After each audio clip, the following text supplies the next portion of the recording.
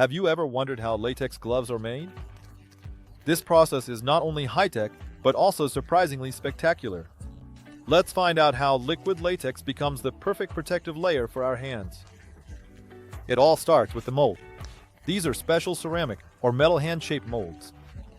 They are dipped in hot water and thoroughly cleaned. No dust, otherwise the latex will not lay evenly. Now, the key stage. The molds are immersed in liquid latex, either natural or synthetic. This milky white or, as in this case, blue mixture instantly coats the surface of the mold. The thickness of the glove depends on how many times the mold is dipped in latex. Next is the vulcanization process. The preforms go through an oven where the latex is baked, becoming elastic and durable. To ensure the gloves are easy to remove, talc or a polymer layer is used so they don't stick together, and then the result. People or special mechanisms remove the gloves from the mold in one quick motion. The finished product is almost like a magic trick. Of course, any product must undergo quality control. Typically, this is done by inflating or filling with water. All of this is necessary to ensure the absolute integrity of the product. After all the procedures, the gloves are sent for packaging. This is how latex gloves, indispensable helpers for doctors, scientists, and craftsmen around the world, are created in just a few minutes. 3D printing now. It's not just extruding plastic through a nozzle. One of the most advanced technologies used in production is 3D sintering. This method allows for the creation of strong, complex, and detailed products that cannot be achieved by other means. To give you an idea of what a 3D sintering oven looks like, I'll show you the main tool. In front of us is the printing chamber, a closed space where everything happens. Inside, there are two platforms, one for the finished part, the other for supplying new powder. Where does it all start? With a thin layer of powder. As a base, anything that can be shaped can be used, such as metal, ceramic, or plastic. First, the printer carefully spreads it over the working platform, as is sprinkling flour before baking. After that, a high-powered laser comes into play. It moves across the surface, precisely following the digital blueprint, and heats the powder particles to their melting point. Under the influence of heat, they sinter together, forming a solid foundation for the future part. After this, the platform with the part slightly lowers, and the feed system applies a fresh layer of powder again. The process is repeated hundreds, sometimes even thousands of times, until the entire part is printed. Importantly, the excess powder is not wasted. It remains in the chamber and supports the workpiece, preventing its deformation. After the printing is completed, the part is extracted, the remaining powder is removed, and it is sent for final processing. Where are such machines used? In the most technologically advanced productions. In aviation and space, for example. Parts produced on such printers have extremely complex shapes, which are very difficult to replicate by hand. In addition, 3D sintering is used in medicine and the automotive industry. The technology has a whole wagon load of advantages. They can be described in 3 words. Speed. A complex part can be made in hours, not weeks. Economy. Less waste. Lower costs. Flexibility. It allows for the creation of unique shapes that are impossible to achieve with traditional methods. 3D printing is more than just a technology. It is a revolution in industrial production that has changed the conventional approaches to creating things. Who knows, maybe in the future we'll be printing food or even entire cities. The work of a glassblower. It's something on the edge of craft and magic. Imagine molten glass, resembling melted honey, slowly transforming into a vase, a goblet, or even an elegant sculpture. How do craftsmen achieve such complex shapes? I'll tell you now. It all starts with a furnace, where the glass is heated to temperatures over 2,000 degrees. In this state, it becomes viscous and pliable. The glassblower gathers a small amount of molten glass on a metal tube. This is called a gather, and after that, the magical part of the work begins, of glassblowing. The craftsman slowly rotates the tube to keep the molten glass even, and simultaneously blows into it, filling the glass with air. Gradually, it expands, taking on the desired shape. But what if creating a cavity isn't enough? For example, if you need to create thin curves or intricate patterns. For this, glassblowers have a variety of tools. The list of the most in-demand tools includes wooden molds, metal tongs, and engraving wheels. If the craftsman wants to create, for example, a glass flower, they can add colored fragments, pull the petals with tongs, and even layer multiple layers of glass to achieve color depth. Once the shape is ready, the piece is placed in a special kiln, annealing. There, the glass cools slowly, avoiding sudden temperature changes. And what is the result? Incredible creations. From glasses and chandeliers to artistic sculptures. Each one of them is unique, because with handmade work, you cannot replicate the same piece. Perhaps it is this uniqueness that is the main value of the glassblower's art. Machines can't replace them, at least not yet. Modern technologies have advanced so far that even such an ancient craft as with carving has changed significantly. Now, craftsmen often rely not only on manual labor, but also on high-precision automation. The use of CNC machines is very popular. Such working tools are called CNC machines. The use of these machines begins with the development of a digital project. A designer or engineer creates a layout, setting all the parameters, depth, breadth, line shape, angle of inclination, and even processing speed.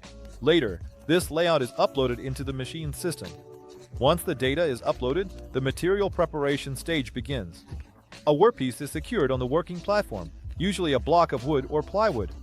After the material is secured, the carving process itself begins.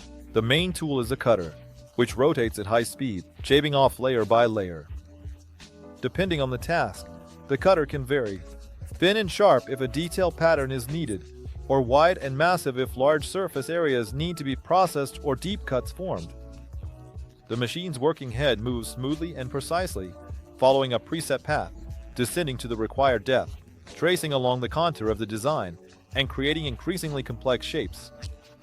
The process resembles the work of a sculptor, who removes all the excess layer by layer until the intended image begins to emerge from the wood. When the main processing stage is complete, the final stage begins. The workpiece is cleaned of chips and sawdust, and sometimes additionally sanded for greater smoothness. After this, the wood can be coated with oil or varnish. The finishing stage allows the product to have a completed look and protects it from harmful effects. The use of CNC machines opens up enormous possibilities for designers, craftsmen, and entrepreneurs, allowing them to bring the boldest ideas to life with maximum precision and efficiency. I hope you have appreciated the beauty that such a tool can create under the careful supervision of a person. A chain seems like a simple and even mundane thing, just a set of metal links connected to each other. But its production is a truly hypnotic process, where each stage is perfected. It all starts with huge spools of metal wire. It is fed into an automatic machine, where powerful rollers unwind it with precise tension. Then the wire passes through a system of rollers that straighten it and give it the desired shape. After that, sharp cutting knives slice it into equal pieces. And right there, powerful presses bend them, forming the first open link. But the most interesting part begins next. Each new link must connect with the previous one. For this, the ends of the still open ring are pressed tightly together, and then a powerful electric discharge is passed through them. At this moment, the metal instantly heats up to a bright glow and literally fuses into a single piece. This process is called spot welding. In just a second, the joint turns into a monolith that, in terms of strength, is not inferior to a solid piece of metal. The process is repeated over and over, link by link. And now we have an entire chain in front of us. But simply connecting the links is not enough. The metal is still soft after welding, and if it is not reinforced, the chain can easily bend under load. Therefore, the next step is heat treatment. The chain is loaded into a special furnace, where it is heated to several hundred degrees. Under the influence of high temperature, the internal structure of the metal changes, and then, to secure this effect, the chains are rapidly cooled in oil or water. This process makes the metal harder, stronger, and more resistant to wear. Next is the final stage. The finished chain is tested for strength. Special machines stretch it with immense force, simulating real loads. If even one link fails, the entire batch is set for rework. The same chains that pass the test can be additionally coated with a layer of zinc or paint to protect the metal from corrosion. After this, all that remains is to cut them into the required lengths, coil them into bundles, or pack them. And that's how a chain is born. An ordinary thing at first glance, but crafted with precision and ready to withstand any load. Imagine a huge metal part. Heavy, massive, designed to work under incredible loads. It could be a shaft for an industrial machine, a gear for a giant reducer, or a part for a powerful engine. But simply casting it from metal is not enough. Metal, although it seems strong, remains brittle and weak without proper hardening. If there's residual stress inside the part or the structure is non-uniform, it will lead to the formation of microcracks. And one microcrack is the beginning of a big catastrophe. It will grow, spread, and at some point, the part will simply fall apart. To prevent this, it is sent to a pit hardening furnace. A pit furnace is a true hell for metal. Imagine a cylindrical chamber of a deep pit going downwards. Inside, the heat is unbearable. The temperature can exceed 1,600 degrees. The part is lowered into this furnace, and it begins to heat up. The process is slow and even, so that the internal structure of the metal can reorganize, relieve residual stress, and prepare for the next stage. The part is heated up, and now it needs to be rapidly cooled. And this is where the most spectacular part begins. The red-hot workpiece is removed from the furnace and submerged into a huge oil bath. At this moment, the oil starts to bubble and boil, thick steam and fire envelop the part, and a characteristic crackling sound can be heard all around. This is called quenching. Due to the rapid cooling, the structure of the metal changes instantly. It becomes hard, but remains too brittle for high loads. If left as is, the part might crack even from a small impact. To eliminate this drawback, the final stage, tempering, is conducted. The quenched part is heated again, but not as much, to about 500 degrees. This allows the metal to become resilient, capable of withstanding impacts, bends, and other types of loads. And now, after all these trials by fire and oil, the part is ready. Car wheels are a fairly simple construction at first glance, but it's much more complex, as it is initially prepared for impacts and heavy loads. Now I want to tell you about the intricacies of the process of manufacturing rims, which form an integral part of the wheel.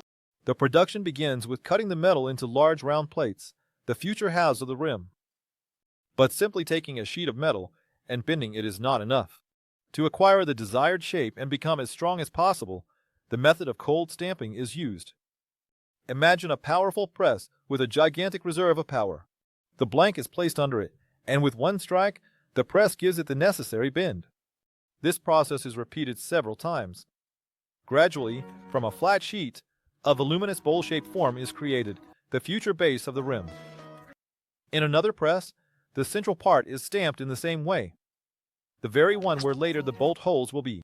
After all these manipulations, both halves need to be joined. They are placed in a special fixture and welded around the circumference, creating a strong monolithic seam. At this moment, a complete rim is born from two parts. To ensure the seam is absolutely reliable, it is additionally checked for airtightness. If even the slightest, seemingly insignificant mistake is made, the parts of the rim could fall apart at the most inopportune moment. The next stage is rolling. A special machine rotates the rim, and rollers under pressure perfect its shape. This is necessary to ensure the wheel is perfectly straight and has no deviations, because if the rim is made crooked, the car will start to shake while driving. Afterward, the rim is sent for final processing. It is primed, coated with an anti-corrosion layer, and painted to ensure it lasts as long as possible. And here we have the finished wheel. Strong, measured to the millimeter, and ready to be installed on a car. Brick is the foundation of any construction. Strong, durable, reliable. That's exactly how you can describe this manufactured product. It seems like it's made simply. You take clay, shape it, fire it, and it's done. But, in reality, the process of brick production is a complex and lengthy process. It all starts with the main ingredient, clay. It's extracted from quarries, but you can't just take this material and immediately put it to use. First, the clay is cleaned of stones and impurities. Then it goes into special mills where it is ground to a uniform consistency. And only after this, sand and water are added to the clay to achieve the desired plasticity. Now we move directly to the production. Huge extruders under high pressure squeeze out long clay strips, which are immediately cut into even brick blocks. It's important that this entire line operates without stopping, constantly forming future bricks with precision down to a fraction of a millimeter.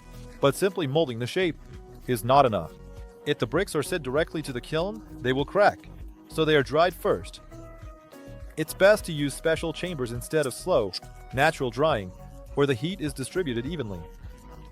With this method, the bricks are not just dried, but go through precisely calculated cycles of heating and cooling. This allows for the removal of all excess moisture and prepares them for firing. And now, the climax. Firing in a tunnel kiln. Imagine a huge tunnel hundreds of meters long. Inside the kiln, there is a perfect balance of temperature, oxygen, and firing time. Thanks to this, the brick gains its strength, and the color becomes even and rich. As a result, we get perfect bricks. Strong, durable, and ready for construction.